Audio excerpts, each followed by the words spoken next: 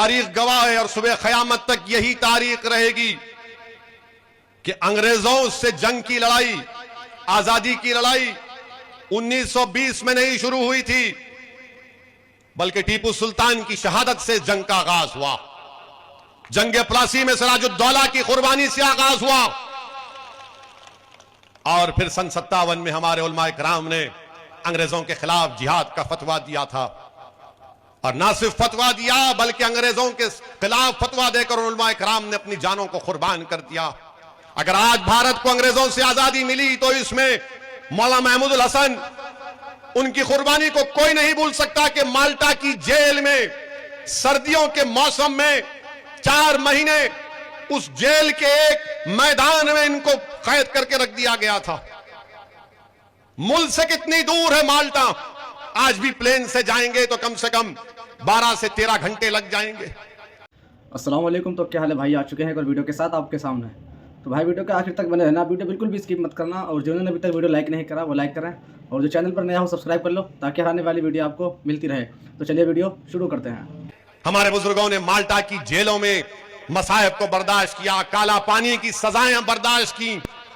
बताओ किस लिए? इस दिन के लिए कि हमारे रोड पे लाके हमारे बच्चों को मारा जाएगा। मेरी शिकायत आपसे है, अगर इन उलमाओं की कुर्बानियों को आप भुला चुके हैं तो फिर कोई बात नहीं, मगर हम अपने बुजुर्गों की कुर्बानी को नहीं भुला सकते। अगर आज हम आजादी से सांस ले रहे हैं, ये हमारे उलमाओं की मेहनत, उनकी कुर्बानी, उनका सदका है। उन्होंने सब कुछ कुर्बान कर दिया अपना, और हम ये अपनी आंखों के सामने देख रहे हैं कि जिसने माल्टा की जेल में सर्दी के मौसम में जेल के मैदान में 4 महीने गुजारा, आज उन्हीं के जानशीन देख रहे हैं कि उनकी बेटी की अस्मत रेजी करने वालों को सरकार छोड़ती है संस्कारी होने के नाम पर। बताओ, या यही हम इसीलिए आजादी का अमृत उत्सव मना रहे हैं? यही हम खराज अकीदत पेश कर रहे हैं उन आजादी के अजीम मुजाहिदीन को जिन्होंने अंग्रेजों के खिलाफ अपना सब कर दिया, इसीलिए कुर्बान किया था, जिन्होंने पाकिस्तान के 2 नेशन थ्योरी को रिजेक्ट किया, मुस्तरद किया, भारत के कंपोजिट कल्चर की बात की थी। यह भारत का कंपोजिट कल्चर है कि रोड पे लाकर बच्चों को मारा जाए, शक की बुनियाद पर घरों को तोड़ दिया जाए, यह कंपोजिट कल्चर है। रद्द पाकिस्तान की किताब लिखने वाले हुसैन अहमद मदनी के बारे में तुम क्या कहोगे, जिन पर क्या क्या इल्जाम नहीं लगाए गए, हमले किए गए? उनकी रूहें तड़प रही होंगी इस भारत को देखकर। मेरे अजीज दोस्तों और बुजुर्गों, क्या हम सिर्फ तड़पेंगे और सिर्फ आंख में आंसू लाकर अपने घर में जाकर सो जाएंगे? नहीं, मैं आपसे अपील कर रहा हूं कि उन उलमाओं को जिंदा रखना है। वो मरे नहीं, वो दुनिया से जरूर गए, मगर हमारे दिमागों में उनकी कुर्बानियां आज भी जिंदा है और कल भी रहेंगी। उनको जिंदा रखने का, उनको खराज अकीदत पेश करने का बेहतरीन तरीका यह है कि हम अपनी सियासी क़यादत को मजबूत करें। देश को आजाद होकर 75 साल हो चुके, हमने हर फार्मूले को अपनाया, हर एक्सपेरिमेंट किया, हर कोशिश की, मगर नतीजा क्या निकला कि फिरका परस्ती बढ़ती गई।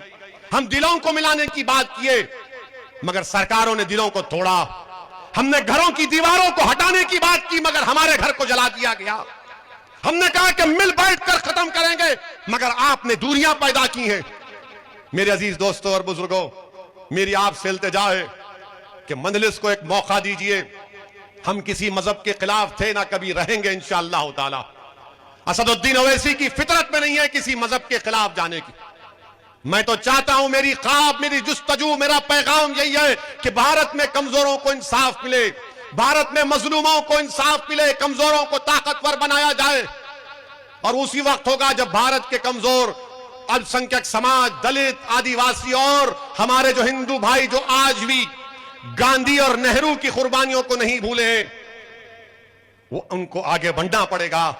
वरना सिर्फ याद रखो, जिस राह पर हम देश को लेकर जा रहे हैं वो हम अपने मुजाहिदीन आजादी के राह जो ने सोची थी, जो ख्वाब देखा था, हम उन ख्वाबों को नहीं पूरा कर रहे, हम उनके ख्वाबों को चुकनाचूर कर रहे हैं। मेरे अजीज दोस्तों और बुजुर्गों, मेरे अजीज दोस्तों और बुजुर्गों, जब तक आपकी कोई सियासी आवाज नहीं होगी, आपकी तकलीफ को भी नहीं देखा जा सकता।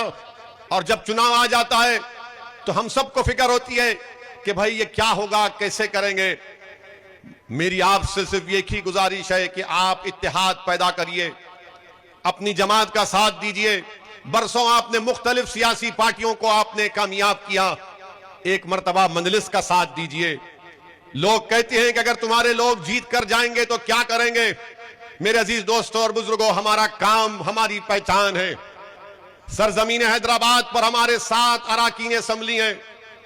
हमारे वहां के चीफ मिनिस्टर ने हमको दावत दी कि आओ सत्ता का हिस्सा बन जाओ, मिनिस्टर का एक पोस्ट दे देते हैं, हैदराबाद का डिप्टी मेयर ले लो। मैंने कहा मुख्यमंत्री साहब, जब तक अल्लाह असदुद्दीन ओवैसी को मजलिस का खादिम बनाकर रखेगा, इंशाअल्लाह ताला हम इस सत्ता की भूल भुलैयों में नहीं आएंगे।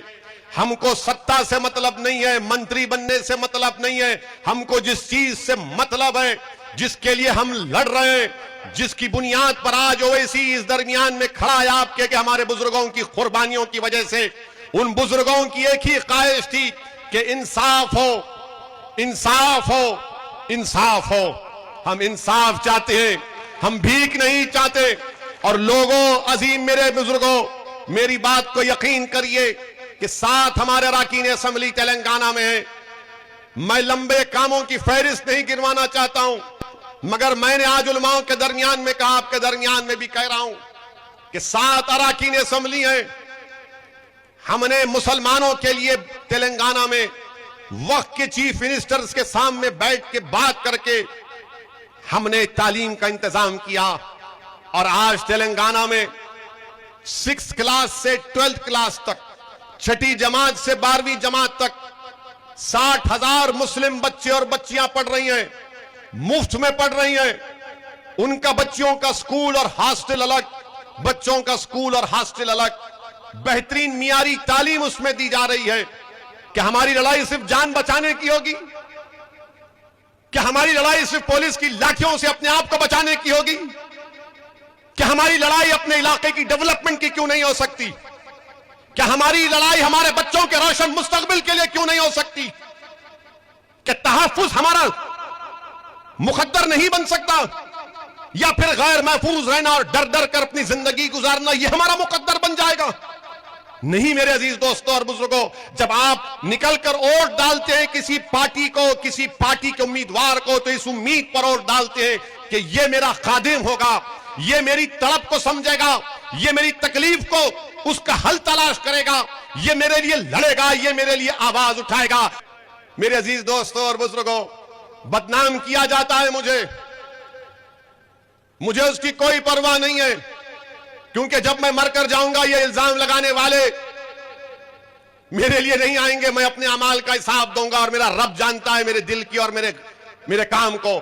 मैं इनकी दुनिया वालों की खुशी के लिए काम ना कभी किया ना करूंगा इंशाअल्लाह ताला। मेरा मकसद मुझे मालूम, मुझे जानता हूं कि भारत की जमहूरियत में, भारत की लोकशाही में जिस संविधान को बाबा साहिब अंबेडकर ने बनाया, और अंबेडकर ने मजलूमों को पैगाम दिया है कि चाहे वो मुसलमान हो, दलित हो, आदिवासी हो, गरीब हो, कमजोर हो, देखो संविधान तो मैंने तुमको दे दिया, मगर अगर बराबरी हासिल करना है, भाईचारगी हासिल करना है, इज्जत को हासिल करना है, तो तुमको सियासी ताकत को हासिल करना पड़ेगा। जब तक आप सियासी ताकत हासिल नहीं करेंगे कुछ नहीं होगा। और याद रखो, अंबेडकर ने सही कहा था, जब मीडिया के लोगों ने आज हमसे सवाल करते हैं कि 3 है, 3 का क्या करोगे, उस वक्त अंबेडकर से भी पूछा था कि इतने 90 से ज्यादा दलित लोकसभा में जीत कर जाते हैं, और बाबा साहिब आप दलित समाज की सियासी ताकत के लिए बात करते हैं, इतने बड़ी तादाद में लोग हैं। तो बाबा साहिब अंबेडकर ने कहा कि हाँ, इतने बड़ी तादाद में जीत के तो जाते हैं, मगर वो अपना मुंह कब खोलते जब उनको अंगड़ाई लेना है। यही हाल हमारा करके रख दिए। अगर भारत में जमहूरियत है, लोकशाही है, संविधान है, मगर भारत की सियासत की एक तल्ख हकीकत मैं बता रहा हूं, मुसलमानों को, हमारे दलित भाइयों को, आदिवासियों को समझना पड़ेगा, गरीबों को, कमजोरों को, मजलूमों को समझना पड़ेगा कि आज भारत की राजनीति में गरीब, मजलूम, मुसलमान, दलित, आदिवासी की, कमजोरों की कोई अहमियत नहीं है। जिसके पास दौलत है वही तो एमएलए एमपी बन के जा रहा है, वही तो जीत कर जा रहा है। जब वो जीत कर जाता है तो क्या उसके दिल में गरीब की, कमजोर की मोहब्बत होगी? क्या उसके दिल में कमजोर को ताकतवर बनाने का इरादा होगा? क्या उसके दिल में यह जज्बा होगा कि मैं उन लोगों को जो नीचे उनको उठाकर आसमानों पर खड़ा कर दूंगा, वो तो यही देखेगा कि मैं दौलत की ताकत पर जीत कर आया हूं, तो मैं अपनी ताकत को मजबूत करूंगा, उसमें इजाफा करूंगा। मैं भारत के मुसलमानों से अपील कर रहा हूं, सुन लो मेरी इस बात को। आपको शायद पसंद ना आए मगर सच्चाई बयान कर रहा हूं कि आज भारत की राजनीति में मुसलमानों की कोई अहमियत नहीं है, कोई अहमियत नहीं है। आपके वोट की भी अहमियत नहीं है, क्योंकि जो अपने आप को सेकुलर कहते हैं, जो सही मानों में बीजेपी के बराबर फिरका परस्त हैं, ये पूरी पार्टियां ये जानती हैं कि आज मुसलमानों को जाकर बोलने की जरूरत नहीं है, मुसलमान खुद बीजेपी आरएसएस के डर से हमको वोट दे देगा। बताओ क्या ये आपकी हैसियत हो चुकी है कि अपने साथ खड़ा करके एक फोटो नहीं लेना चाहते, अपने मंच पर नहीं बिठाते मुसलमानों को? मेरे अजीज दोस्तों और बुजुर्गों, ये तल्ख हकीकत है, याद रखिए। बिल्किस बानो का मसला आया, कितनों ने बिल्किस बानो के इंसाफ का मुतालबा किया, सब खामोश हो गए, सब गूंगे पड़ गए। यही आप पार्टी के एक लीडर से किसी एक मीडिया के शख्स ने पूछा कि बिल्किस बानो, तो उसने कहा बिल्किस बानो नहीं, हम स्कूल और क्लासरूम की बात करेंगे। बताओ क्या बिल्किस बानो मुसलमानों का मसला है? बिल्किस बानो भारत का मसला है, भारत की महिलाओं का इंसाफ का मसला है। मगर बिल्किस बानो के इंसाफ की बात नहीं की जाती, इसलिए नहीं की जाती कि मुसलमान है, और जब मैं बोलता हूं तो मुझे बदनाम किया जाता है, और जो लोग गूंगे बन जाते हैं, जो लोग खामोश हो जाते हैं, और इलेक्शन जब आता है तो आप उनको वोट देते हैं और मुझे सजा देते हैं। ये कौन सा इंसाफ है आप बताइए? ये जो हर मसले में आपके लिए बोलने वाली जमात है, ट्रिपल तलाक का मसला आया, ऐवान पार्लियामेंट को हमने हिलाकर रख दिया अपने दलाइल से। यूएपीए का कानून का मसला हमने मुखालिफत की, हर मसले में हमने सच्चाई को बयान किया। मगर जब चुनाव आता है तो जो लोग दगाबाज हैं, जो लोग धोखा देते आते हैं, आप उनको इनाम दे देते हैं। आपका इख्तियार है, आप दो। अगर आप समझते हैं कि सच्चाई को बयान करने के ऊपर, बिल्किस बानो के इंसाफ के ऊपर ओवैसी को सजा हम देंगे, तो दो, आप मेरे भाई हैं, मैं आपका खादिम हूं। अगर आप ये समझते हैं कि बच्चों को लाकर सरे बाजार पीटा गया और उस बच्चों की तकलीफ को बयान किया ओवैसी ने, तो हम उसको सजा देंगे, और जो खामोश बैठे हुए थे हम उनको इनाम देंगे, तो दो, ये आपका जमहूरी हक है। मगर मेरे अजीज दोस्तों और बुजुर्गों, जो लोग खामोश हैं वो आपका मजाक उड़ा रहे हैं, जो लोग खामोश हैं वो आपका इस्तेसाल कर रहे हैं, जो लोग खामोश हैं वो आपकी बर्बादी के अफसाने प्लानिंग बना रहे हैं, जो लोग खामोश हैं वो हमेशा के लिए आपको खामोश करना चाहते हैं। इसीलिए ये दीवाना आपके दरमियान में खड़े होकर पुकार पुकार कर कह रहा है कि भारत की लोकशाही में अगर इंसाफ को हासिल करना है, अपने हक को हासिल करना है, जिसका जिम्मा, जिसकी गारंटी भारत के संविधान ने हमको दी है, तो क्या खामोश बैठने से होगा? उठो, एक कोहराम मचा दो। मेरे अजीज दोस्तों और बुजुर्गों, यही बात मुझे आप तक कहना था कि आप अपने वोट की अहमियत को समझिए। मजलिस का साथ देना नहीं देना यह आपका जमहूरी अख्तियार है, मगर मेरा काम यह है कि आपके दरमियान में खड़े होकर मैं आपके सामने इन बातों को रखूं, आपसे इल्तिजा करूं, आपको समझाने की कोशिश करूं। मेरे अल्फाज में इतनी ताकत नहीं है, मैं गुनाहगार हूं कि आपके दिल को मोड़ सकूं, मगर मेरा ईमान यह कहता है, मेरा मानना यह है कि दिलों को मोड़ने वाला रब्बे कायनात है।